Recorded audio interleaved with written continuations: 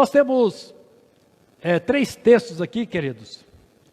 São as 3 referências bíblicas sobre Enoque. Nós temos uma referência em Gênesis, temos uma referência no livro de Hebreus, e nós temos uma referência em Judas, na Carta Universal de Judas. E esses 3 textos, obrigado, querida, obrigado.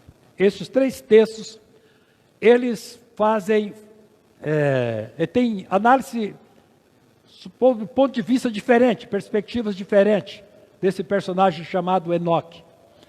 O texto de Gênesis, ele vai focar a espiritualidade de Enoque, quando ele anda com Deus, e vai dar um foco também na sua longevidade. Ao dizer lá que ele viveu 365 anos. Aos 65 anos, Enoque gerou Matusalém. Depois que gerou Matusalém, Enoque andou com Deus 300 anos e gerou outros filhos e filhas. Viveu ao todo, quantos anos? 365. Não são 365 dias, são anos. Enoque andou com Deus e já não foi encontrado, pois Deus o havia arrebatado. Então o texto de Gênesis foca 2 pontos. Primeiro, a sua longevidade. E outro aspecto, sua integridade, vai andar com Deus. O texto de Hebreus tem um outro enfoque na vida de Enoque, porque ele vai focar a qualidade do testemunho deste homem ao longo dos seus 365 anos. Pela fé, Enoque foi arrebatado, de modo que não experimentou a morte, e já não foi encontrado, porque Deus o havia arrebatado. Pois antes de ser arrebatado, recebeu testemunho de que tinha agradado a Deus. Então, queridos, o texto de Hebreus coloca suas lentes na fé que este homem trazia no seu coração, na sua alma, e a capacidade que ele teve, movendo-se na sua fé, a agradar a Deus. A perspectiva de Judas é diferente. Judas tem uma outra leitura de Enoque, porque Judas vai mostrar 2 aspectos, e um nós valorizamos muito. Vai mostrar a unção profética que existia sobre a vida deste homem. Quando eles querem dizer Enoque, o 7º a partir de Adão, profetizou acerca deles. Ele era profeta na perspectiva de Judas.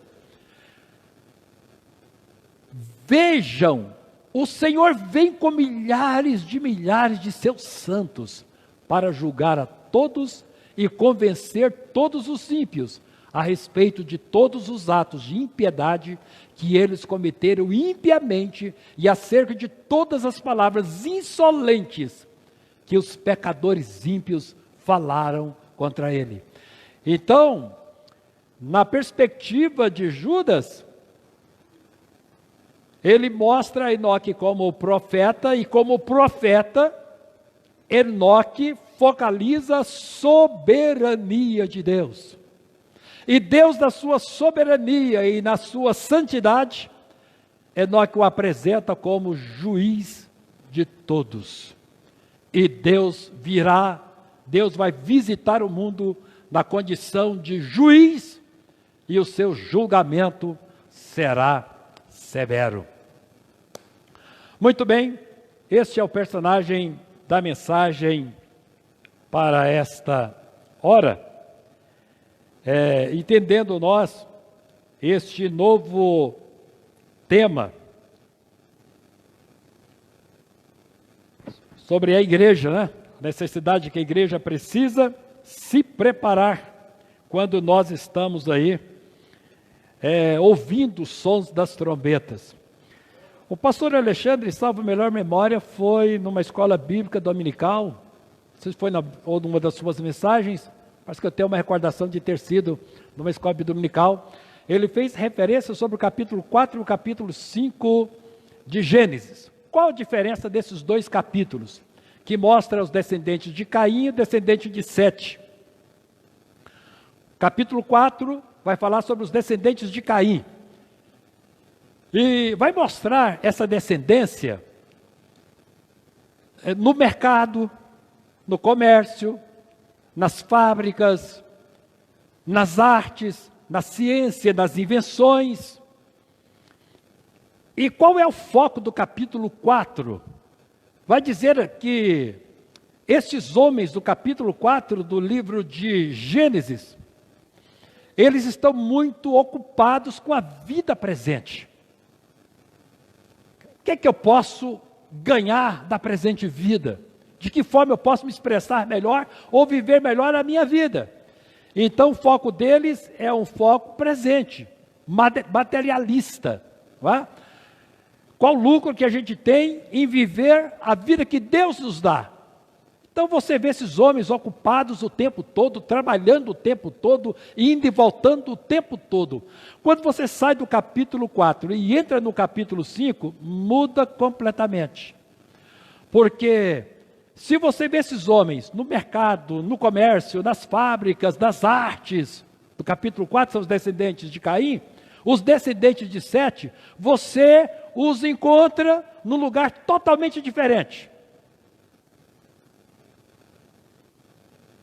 A visão que nós temos no capítulo 5, falando sobre esses homens, eles, meus queridos irmãos, são encontrados num cemitério. E morreu, e morreu, e morreu, e morreu, gerou e morreu, e morreu, e morreu. Então que nós encontramos esses homens no cemitério. E aí tem essa leitura que o pastor Alexandre fez na escola dominical, salvo melhor memória. A grande diferença. No capítulo 4, os descendentes de Caim vivem para a presente vida. No capítulo 5, vive para a vida futura. E é no capítulo 5 que você encontra Enoque. O homem que andou com Deus. E tem aqui, queridos, algumas lições importantes para nós. Primeiro que Enoque vai dizer que é possível o homem andar com Deus. Enoque viveu, irmãos, em tempos de escuridão, em tempos difíceis. Judas descreve esse momento histórico que ele viveu. Fala lá sobre ímpios, convencer todos os ímpios, atos de impiedade cometeram impiamente, e acerca de todas as palavras insolentes que os pecadores ímpios falaram contra ele. E o versículo 16 ainda fala mais alguma coisa sobre isso, dando esse relatório horroroso dos dias de Enoque. Faz muito bem lembrar os tempos que nós estamos vivendo. Meus queridos, o momento, independente da história, do Velho Testamento, do Novo Testamento, dos nossos dias, independente do momento em que o povo de Deus atravessa, o mundo nunca foi fácil. Nunca foi fácil servir a Deus. Servir a Deus é uma questão de foco, servir a Deus é uma questão de experiência, servir a Deus é uma questão de compromisso, servir a Deus é uma questão, queridos, de uma experiência pessoal transformadora, arrebatadora com Ele. Quando você entende que a vida presente não compensa muitas vezes, não traz lucro. E não adianta a gente viver para a vida presente, se este viver presente não traz para nós esperança futura. Enoque viveu um tempo de trevas, de impiedade, um tempo de mentiras, um tempo de confronto com a fé cristã. Isso mostra para nós de que nunca foi fácil ninguém caminhar com Deus. Mas é possível é possível caminhar com Deus. E se nós quisermos achar na história um momento fácil para que a gente possa decidir e falar assim, olha, a partir de agora eu tenho condições de caminhar com Deus. Ninguém vai caminhar com Deus. Então o testemunho desse homem mostra que não havia restrição para o crime, não havia restrição para o pecado, não havia restrição para a imoralidade, não havia limites para o homem. O ser humano nunca gostou de limites. E quando nós, queridos, não temos uma experiência com Deus, essas questões de moralidade, essas questões éticas, não tem sentido algum. Nós temos os nossos conceitos do que é certo, do que é errado, do que é conveniente, do que é inconveniente.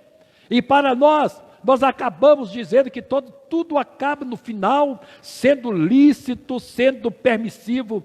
Os tempos, os dias de Enoque eram dias de permissividade, eram dias de presunção, de arrogância. Pessoas que cometeram impiamente acerca de todas as palavras insolentes que os pecadores e ímpios sempre falaram contra ele, né? Contra o testemunho dele, contra Enoque, falou também contra aquele que reina lá em cima. Queridos, quando nosso anseio está voltado para os prazeres sensoriais, os prazeres da carne, as nossas experiências emocionais, e nós achamos que a vida é muito boa, que a vida é muito emocionante, e se a gente vê que tem algum lucro da vida, você tem que se dedicar sem esse escrúpulo do que é certo e do que é errado. Ninguém vai ter visão de Deus. Se nós não temos uma visão correta de Deus, queridos, como ser possível no presente momento a gente andar com Ele? E há que se dizer aqui uma outra palavra, estudando a história bíblica. Os tempos que Enoque viveu, eram tempos marcados pelo espiritualismo. Havia divindade para tudo, havia deuses para tudo. Eles tinham seus deuses, eles tinham suas divindades, mas as divindades que eles abraçavam eram divindades que satisfaziam os seus desejos pessoais, que satisfaziam os desejos da sua carne, que não tinham exigências de moralidade. Esses deuses que eles abraçavam eram tão imorais quanto os desejos dos seus próprios corações. E vocês sabem que aqui foi um berço, foi uma terra fértil para florescer a religiosidade de futuros impérios.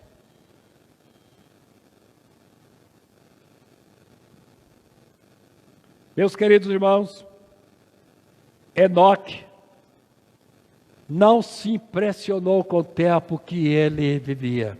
Ele teve uma experiência, o texto não relata a experiência que ele teve um encontro com Deus, e a partir desse encontro com Deus, ele mudou a sua forma de pensar, ele mudou a sua forma de ser, ele mudou as concepções de valores. Ele não conseguia ver o que o povo via. Ele não conseguia viver da forma como o povo vivia. Ele não conseguia ser o que o povo era. Para você abrir o seu texto bíblico e dizer que um homem andou com Deus 365 anos, nesse contexto, você tem que concluir que Enoque andou a vida toda na contramão.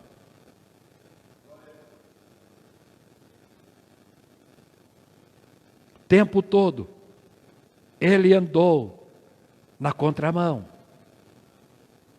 Porque ele não conseguia viver da forma como os outros viviam.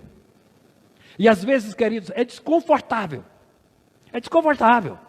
você está dentro de um grupo e você sabe que você não calça o sapato desse grupo. Você faz parte de uma comunidade, mas você não veste a roupa que eles usam.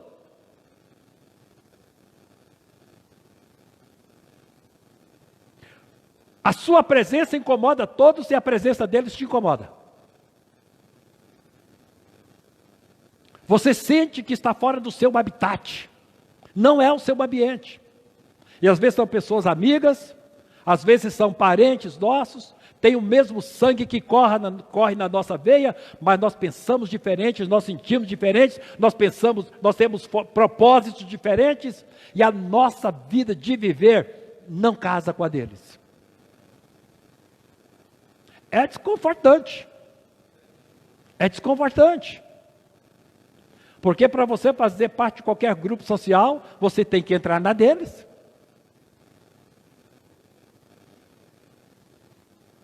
Eu quero dizer uma coisa para você, queridos. Para alguém caminhar com Deus, às vezes não dá para caminhar nem com parente.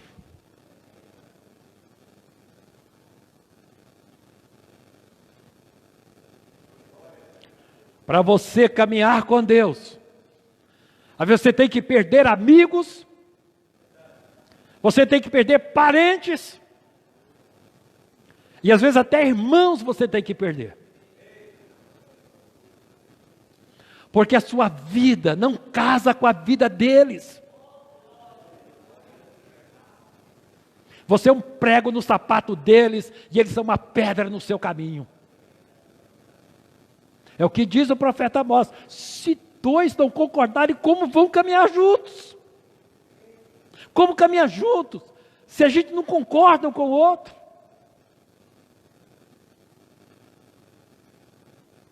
Não concordamos. A discordância. E aí nós somos chamados de fanáticos, nós somos chamados de religiosos, de intragáveis. Já foi chamado. Já foi chamado. De fanáticos, por membros da minha família. Você é fanático, você é fanático. Fanático porque não bebe com eles.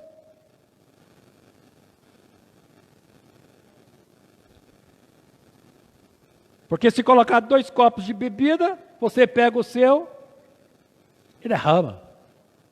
Ou deixa lá esquentando. De repente o tema da conversa que agrada a eles não te agrada. Você sente mal. Meus queridos, não é fácil, nunca foi fácil caminhar com Deus. Nunca foi fácil. Eu vou dizer para você, se você hoje decide caminhar com Deus, você vai sair de muitos grupos sociais, porque acontece nesses grupos sociais, você não dá conta de ver.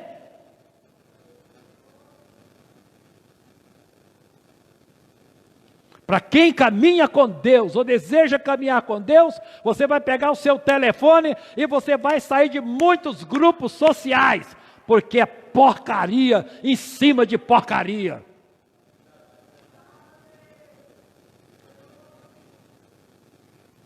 Meus queridos irmãos, não sei se a igreja chegou nesse nível de dizer assim que ela caminha com Deus como Enoque caminhou. Mas se a gente quiser chegar, esse é o caminho. Se nós quisermos chegar lá, esse é o caminho. Para andar com Deus, queridos, eu tenho certeza, se a gente tomar a decisão de caminhar com Deus como Enoque caminhou, você vai chegar na sua casa e fazer uma limpeza nela. Tem muita coisa na sua casa que você vai jogar fora. Você vai olhar e dizer, isso aqui eu não vou dar para ninguém. Eu vou queimar, vou destruir, não dou para ninguém, porque se não serve para mim, não serve para mais ninguém.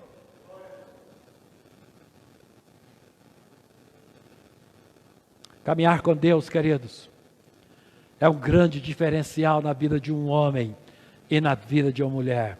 E se Jesus vai voltar, e se Jesus virá buscar uma igreja santa, meus queridos irmãos, a gente tem que repensar essa questão do nosso andar. E para que direção nós estamos caminhando, onde nós de fato queremos chegar. Deixa eu dizer para você, Enoque viveu numa época de graça salvadora, de graça misericordiosa, porque você vê o texto lá de Gênesis. Aos 65 anos, Enoque gerou Matusalém. Depois que gerou Matusalém, Enoque andou com Deus, continuou andando com Deus 300 anos, gerou filhos e filhas, viveu 365 anos e continua dizendo: Enoque andou com Deus e de repente não foi encontrado, foi arrebatado porque Deus o tomou para si. Queridos, Enoque era um homem comum. Nós não estamos aqui pregando sobre querubim, sobre serafim. Nós não estamos aqui falando sobre anjo, sobre arcanjo. Nós estamos falando sobre homem, irmãos. Um homem que conheceu uma jovem, um homem que se apaixonou por uma jovem, um homem que amou uma mulher, casou-se com ela, teve filhos e teve filhas. Ele veio ter o primeiro filho com 65 anos. Depois teve filho, não sei quantos filhos, uma mansidão de filhos. Ele amou, ele teve uma família. Ele viveu para a sua família, ele cuidou da sua família. Porque um homem que não cuida da sua família não pode dizer que caminha com Deus. Um homem que tinha trabalho, que tinha despesa em casa para suprir.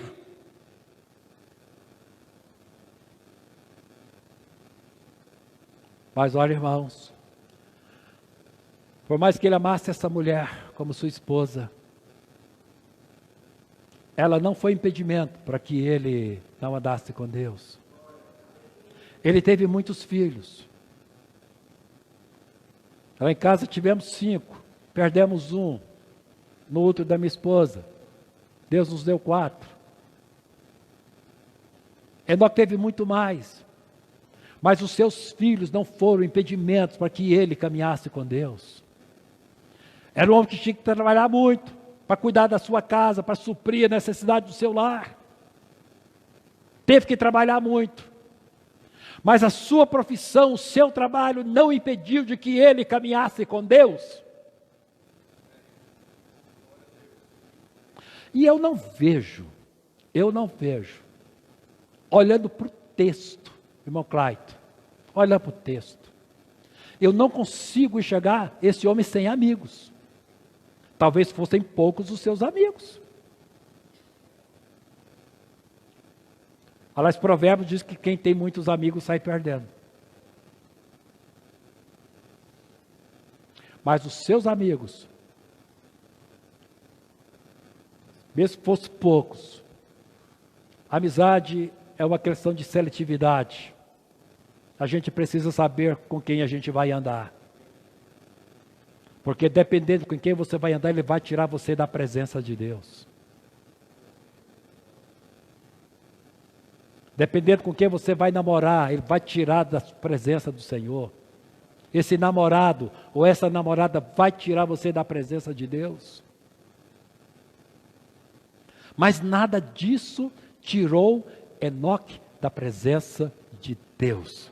Ele viveu, queridos, um tempo de graça, de graça, de graça. Ele encontrou graça em Deus, ele encontrou o favor de Deus.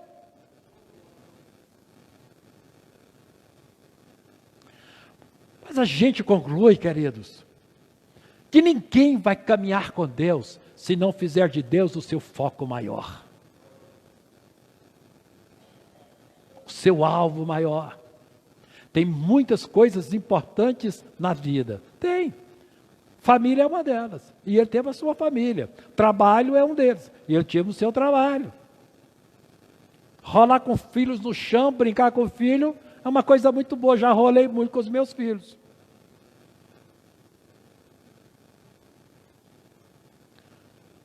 Mas, meus queridos irmãos, é impressionante como o texto de Gênesis sublinha, enfatiza, e Enoque andou com Deus. 65 anos no início, depois 365 anos. Meus irmãos, não são 365 dias.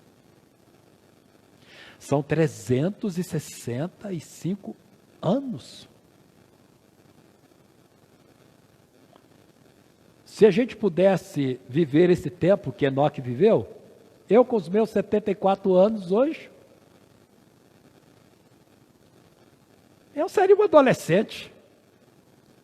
Enoque ia olhar para mim e falar assim, meu filho, eu já vou para o 4º século, já tenho 365 anos, já vou para o 4º século. Você não fez nenhum ainda, nenhum. Você precisa viver mais 26 anos para completar o 1º século. Eu já fiz o 1º, o 2º, o 3º e já vou para o 4º. Eu seria um adolescente perto dele. Juventude, pele de adolescente, sangue de adolescente, hormônio de adolescente. Eu seria hoje, perto de Enoque.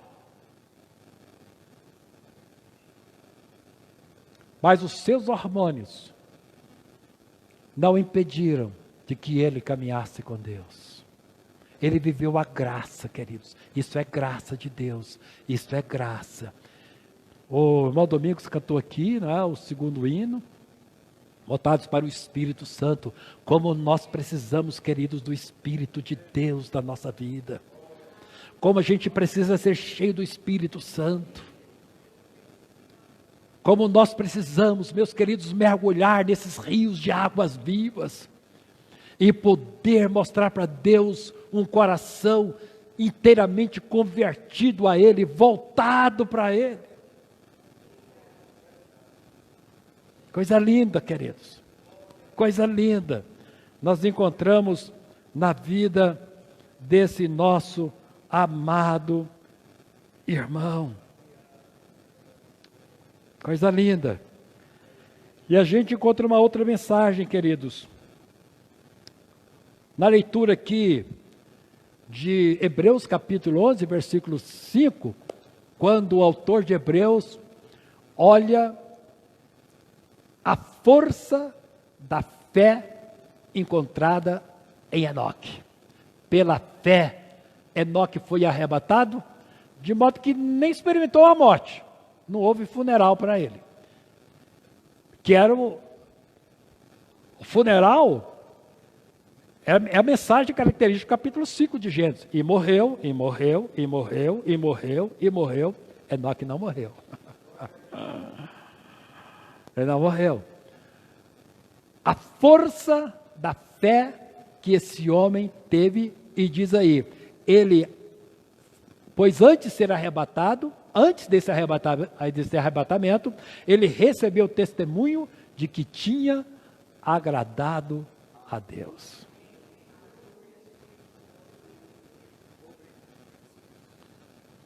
Sabe, irmãos, eu sei que é fácil agradar as pessoas, não é? É fácil se agradar uma criança. Pode ser fácil para o esposo agradar a sua esposa.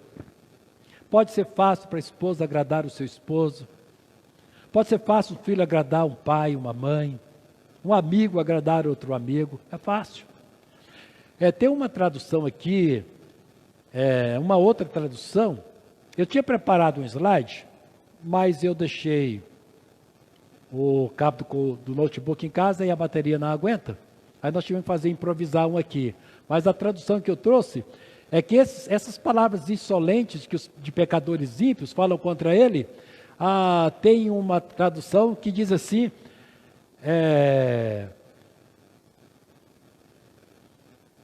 esqueci a palavra, agora fugiu a palavra, que diz mais ou menos assim, quem tirar partido, fazem isso para tirar partido, para tirar proveito, palavras lisonjeiras para que você tire através dela partido com o outro, palavras interesseiras, não é? Palavras interesseiras. É fácil você agradar as pessoas, mas olha, meus queridos irmãos, vou dizer uma coisa para vocês, eu acho que é um desafio agradar a Deus. Agrada-te do Senhor, esses versículos já estão tudo de cor salteado. Agrada-te do Senhor e Ele satisfará os desejos do coração. A questão é, como agradar a Deus?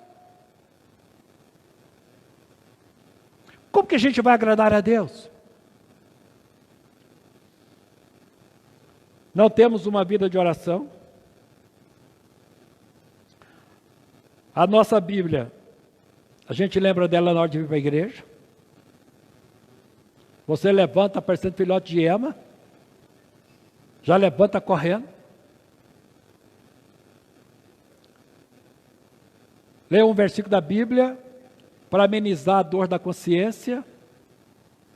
A oração, Deus, obrigado pela noite, abençoe esse dia, em nome de Jesus, amém. Outro fala assim, Senhor, abençoa todo o alimento que eu vou ingerir ao longo deste dia, glória a Jesus, amém. Você vai dizer, pastor, está errado a oração. Não vou dizer que a oração está errada. Mas, queridos, não é estilo de vida para quem quer agradar o coração de Deus. Eu acho que Deus merece coisa melhor. Deus exige coisa melhor. Deus exige tempo com Ele. Pode ser muito difícil você sair da cama às madrugadas, mas é uma bênção quando você deixa a sua cama às madrugadas para ficar com Ele. Você não tem tempo de dia para orar, então ora de madrugada. Você não tem tempo durante o dia para ler a Bíblia. Levanta de madrugada e vai ler a Bíblia. Fica alguns momentos lá com o Senhor.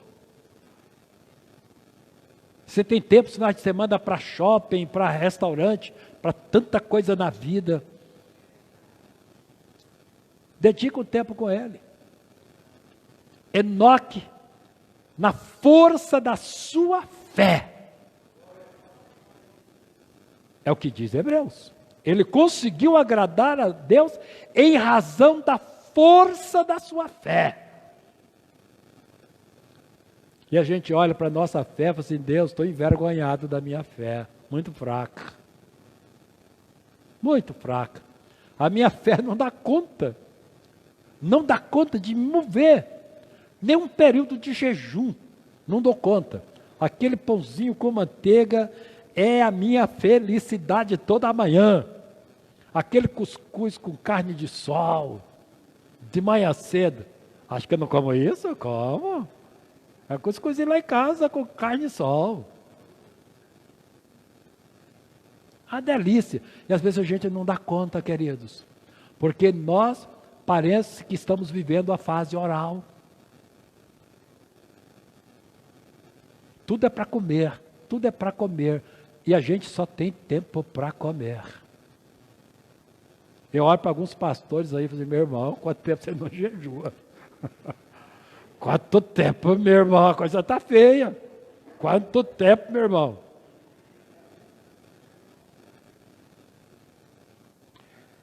Meus irmãos, Enoque conseguiu agradar a Deus, mas ele agradou tanto o coração de Deus, que isso é singular na Bíblia, né? Nós temos o caso de Elias também, foi arrebatado, né? Moisés é uma incógnita, né? O que foi que aconteceu com Moisés, que ninguém sabe, não é? De repente ele morreu, Deus deu sumiço no corpo dele, mas Elias não passou pela morte. Enoque contraria o capítulo 5 de Gênesis, porque lá, e morreu, e morreu, e morreu. Enoque não morreu, Enoque foi arrebatado. Meus irmãos, é a experiência para a igreja hoje. A esperança da igreja hoje é o arrebatamento. Eu estou olhando esse cenário de guerras, de rumores de guerra. Essa guerra da Ucrânia, ela não se acomoda na Bíblia em termos de profecia de últimos tempos. Ela não se acomoda. Quando a Bíblia fala de a terceira guerra mundial, que é Armagedon, mas está muito longe de Ucrânia, né? Ainda que seja um terror, a Ucrânia nunca vai, jamais desencadearia uma terceira guerra mundial. Por causa do cenário bíblico. As características dessa guerra da Ucrânia, mesmo que seja estúpida, covarde, desumana, mas ela está muito longe de desencadear uma terceira guerra mundial. Eu vi a expressão de Biden, eu não vou guerrear a terceira guerra mundial na Ucrânia. Mas nem pense nisso. Nem pense nisso. Terceira Guerra Mundial, ela foge completamente, porque o centro da Terceira Guerra Mundial não é a Ucrânia, é Israel. O centro da Terceira Guerra Mundial é Israel. Não é a Ucrânia e nenhum país da Europa, nem da América. Meus queridos irmãos, o fundamento da fé, é bom a gente prestar atenção nisso, que o fundamento da fé de Enoque estava em Deus. Estava em Deus. No seu relacionamento com Ele. Porque hoje, estou dizendo assim que está errado. Não é? Nós temos os nossos trabalhos da igreja, e a gente ora, e todos os dias nós estamos orando. Nós temos oração, mas essas orações nossas hoje não eram o fundamento da fé de Enoque. Hoje o fundamento da nossa fé é carro novo, é apartamento, são viagens internacionais e por aí vai longe. Não está errado a gente ter nada disso não. Está errado não. Mas esse não é o fundamento da fé, queridos. Se o fundamento da fé for isso, você tem que parar rapidamente e rever a sua fé. Porque o fundamento da nossa fé é nossa união com Cristo. O fundamento da nossa fé é Cristo. A nossa eternidade, a nossa salvação, a redenção da nossa alma, o grande e inesgotável amor de Deus, é o fundamento da nossa fé. Enoque fundamentou a sua fé em Deus, por isso ele conseguiu agradar ao Senhor. E por último, meus queridos irmãos, Enoque viveu o tema do nosso mês de abril. Qual é o tema do mês de abril? A volta de Jesus. Esperta a igreja, as trombetas estão soando. Ele passou por uma experiência, queridos, que é o protótipo para a igreja. O arrebatamento da igreja. Ele contrariou toda a mensagem do capítulo 5 do livro de Gênesis. Ele não passou pela morte, ele foi arrebatado.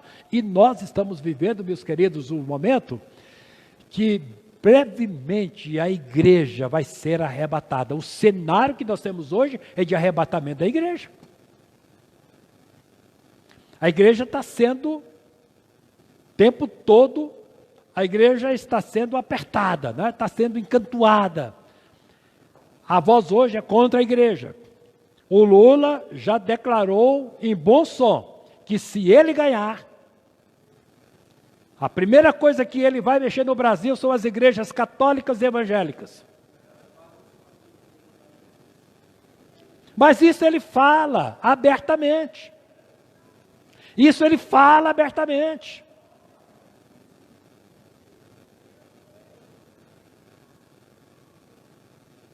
Mas o caminho da igreja é esse. Meus queridos, olha para a América do Sul.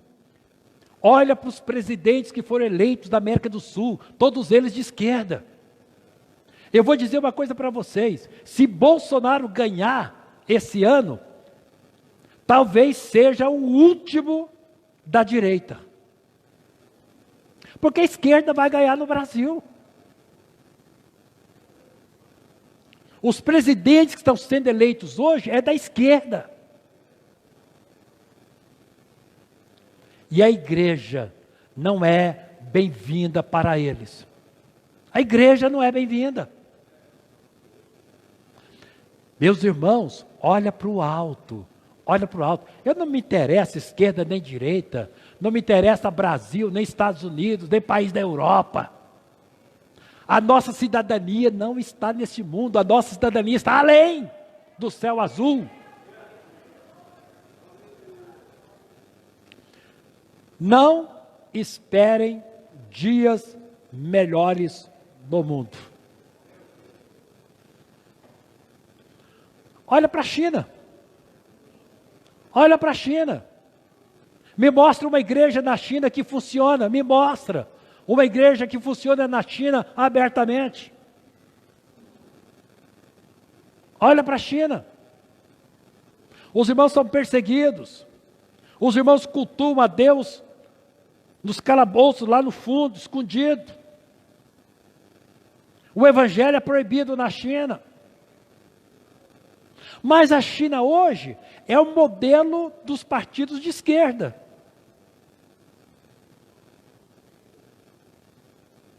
O sonho de todo partido da esquerda é trazer o governo da China para os seus países. E vai acabar a democracia no Brasil, vai acabar. Eu nem acredito, se o Bolsonaro ganhar esse ano, eu nem acredito que ele vai conseguir fazer o sucessor dele. Porque o cenário, queridos, o cenário bíblico dos últimos dias é o cenário da esquerda.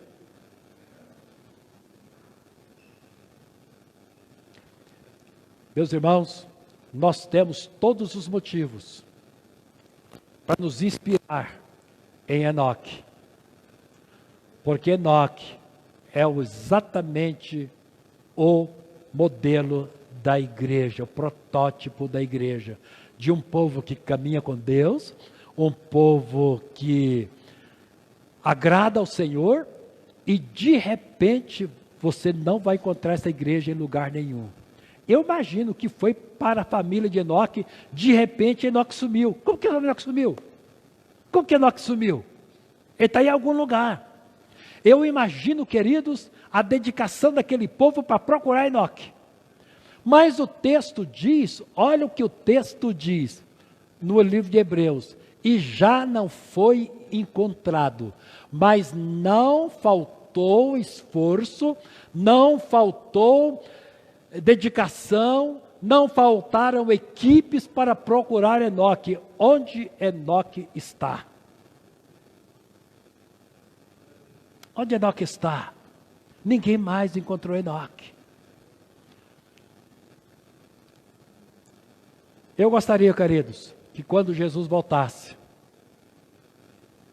não ficasse ninguém aqui. Onde estão os membros da Igreja Presbiteriana Renovada? Onde estão os membros da Igreja Batista, da Assembleia de Deus? Dessas igrejas neopentecostais, onde eles estão? Eu gostaria que não achasse nenhum deles. Mas eu temo que muitos serão achados aqui. Porque vivem uma fé que não convence nem a eles, muito menos a Deus. Andam com todo mundo, menos com Deus. Contraria todo mundo, agrada todo mundo, menos a Deus. Meus irmãos, Enoque foi confrontado o tempo todo. A mensagem da cruz é uma mensagem de confrontamento. O tempo todo nós somos confrontados. Mas a nossa pátria não é essa, queridos. Tem uma música lá, né? Não chore por mim, Argentina. Não chore por mim, o Brasil. Não chore por mim, ninguém. Nós não somos deste mundo. Nós não somos deste mundo. A nossa pátria está além. E Ele está voltando. Meus queridos, a nossa paixão é Jesus. A nossa paixão é Jesus. Eu amo o Brasil, mas a minha paixão não é o Brasil. A minha paixão é a Nova Jerusalém. Eu quero chegar lá. Mas eu vou te dizer uma coisa. Andar com Deus, meus queridos, vocês vão ter que contrariar muita gente. E a primeira pessoa que você vai ter que contrariar, olhe no espelho que você vai enxergar ela. Você vai ter que contrariar você mesmo, porque não é fácil nós andarmos neste mundo e andarmos na presença do Senhor. Bem, queridos, mas se Enoque viveu um tempo de graça, nós vivemos um tempo de graça maior. Tá? Hoje nós temos a igreja, hoje nós temos os salvos conosco, temos o Espírito Santo, hoje nós temos essa palavra revelada, que o tempo todo nos alimenta, nos abençoa e nos fortalece. Amém, queridos? A nossa esperança está lá. Me traga o tema aqui do mês, só para a gente fechar aqui. Me traga o tema do mês. Glória a Deus. Aleluia. Glória a Jesus. Desperta a igreja, as trombetas estão soando. Fica o Brasil com quem ele quiser. Fica o mundo para quem quiser. Desperta a igreja, as trombetas estão soando. E Paulo está dizendo, eu vos digo um mistério. Nem todos dormiremos, nem todos morreremos, como Enoque não morreu. Mas transformados seremos todos, no momento, no abrir e fechar de olhos, ao ressoar da última trombeta. A trombeta vai soar. Os mortos em Cristo ressuscitarão primeiro e depois nós, os vivos, os salvos, seremos transformados e num piscar de olhos encontraremos com o Senhor nos ares. Vale a pena, queridos. Enoque diz que vale a pena você viver para a vida futura. No capítulo 4, vive para a vida presente. Você encontra esse povo espalhado por todos os lugares.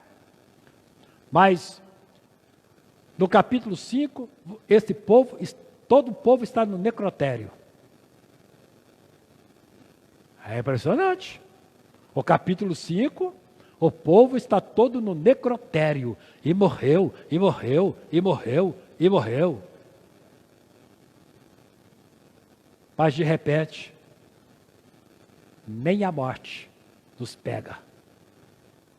Porque é uma promessa, nós estamos debaixo de uma promessa de transformação e de arrebatamento. De repente a morte te vê de longe e você dá tchau para ela. Você vai pegar outro, porque nós já fomos. Você pode se alegrar nessa mensagem, diga aleluia. Sua esperança está em Cristo, diga glória a Deus.